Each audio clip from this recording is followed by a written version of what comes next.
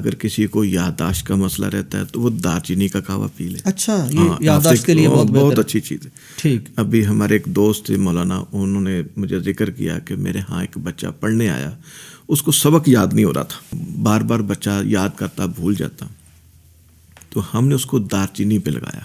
ٹھیک. کہ آپ نے اس کا قہوہ پینا ہے. ٹھیک ہے. وہ دن میں 3 دفعہ، ٹھیک. صبح دوپہر شام 3 ٹکڑے 1 انچ کے کپ ایک پانی ڈال کے اس کو جوش دے دیں، چھان کے چمچی شہد کی ملا لیں. اچھا بھائی یہ صبح دوپہر شام غذا کے بعد پی لیں.